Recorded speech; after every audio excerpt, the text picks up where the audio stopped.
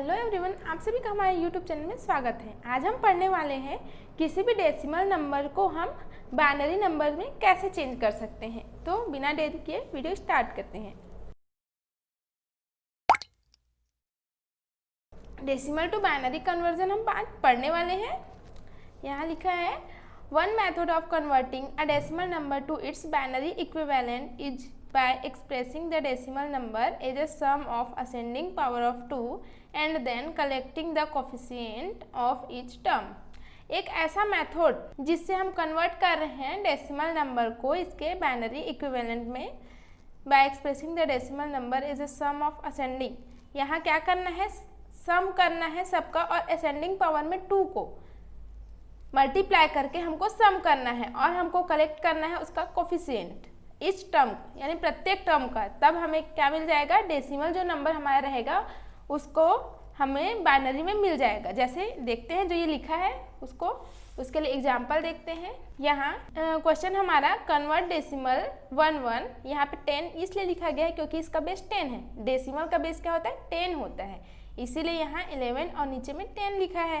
तो convert decimal 11 to its binary equivalent means हमको इसको इसके इक्विवेलेंट बाइनरी नंबर में कन्वर्ट करना है। तो हमने यहाँ 11 लिख दिया और फिर 11 को हमको इस प्रकार से तोड़ना है कि हमको 11 मिले। हमको इसको इस प्रकार से तोड़ना है, हमें सबसे पहले पता रहेगा कि यहाँ पे हमें 4 बिट्स मिलने वाले हैं, मीन्स यहाँ पे 4 ही होगा, ना 3 ना 2, यहाँ पे 4 ही मिलने वाले हैं। तो हमको इसको 2 के पावर में इस प्रकार से तोड़ना है कि यहाँ पे हमको कोई नंबर मिले। तो यहाँ पर असेंडिंग पावर में करना है।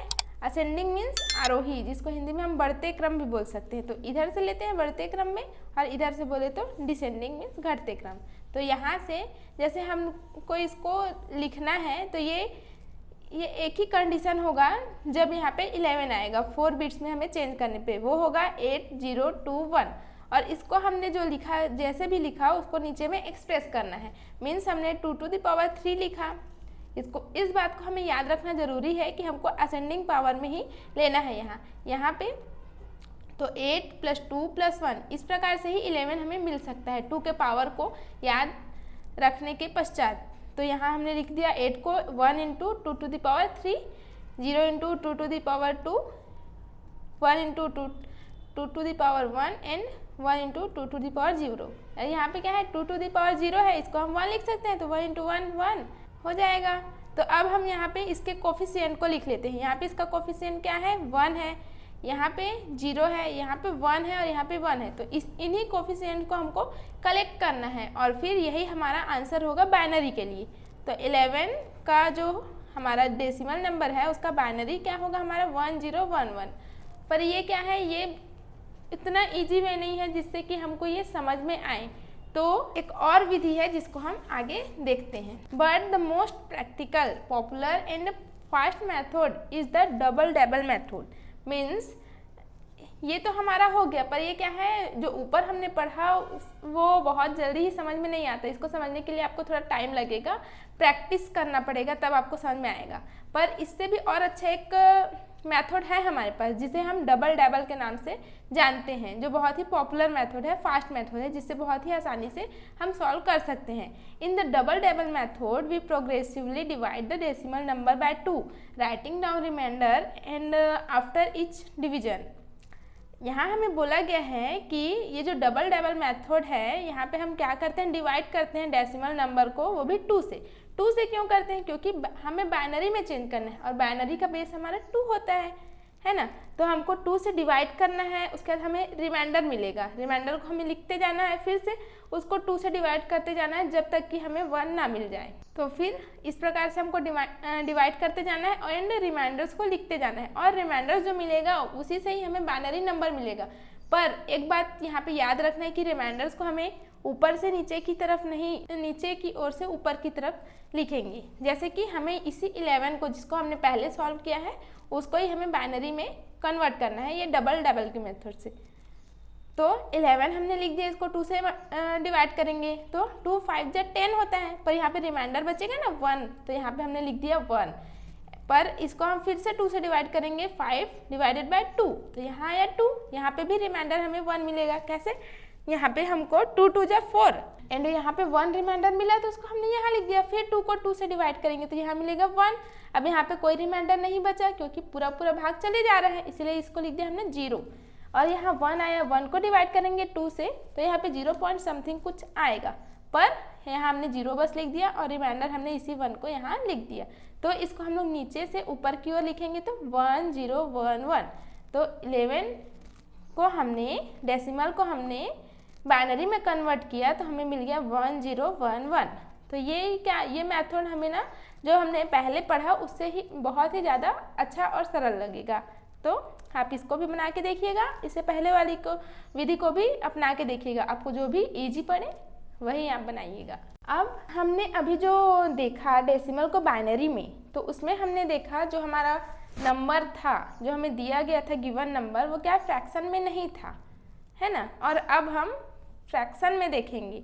हमें एक क्वेश्चन दिया गया है, पॉइंट में है जो, इससे पहले हमने जो देखा वो फ्रैक्शन में नहीं था, पॉइंट में नहीं था। तो 0.435 इसको हमें इसके बाइनरी इक्विवेलेंट में चेंज करना है। तो when the decimal is a fraction, its binary equivalent is obtained by multiplying the number continuously by 2, recording each time a carry in the integer position। Means यहाँ हमें लिखा गया है, बताया गया है, जब हम डेसिमल नंबर को बाइनरी इक्विवेलेंट में चेंज करते हैं और वह जो डेसिमल नंबर है हमारा फ्रैक्शन में हो, तो हम क्या करते हैं, हमें जो इसका इक्विवेलेंट बाइनरी नंबर निकालने के लिए मल्टीप्लाई करते हैं उसको 2 से, जब तक कि हमें कैरी क्या है 0 ना मिल जाए। इससे पहले क्या करते थे, हम डिवाइड करते थे। जब फ्रैक्शन में ना हो तो डिवाइड करना है और जब फ्रैक्शन में हो तो मल्टीप्लाई करना है, और 2 से, क्योंकि बेस हमारा 2 है।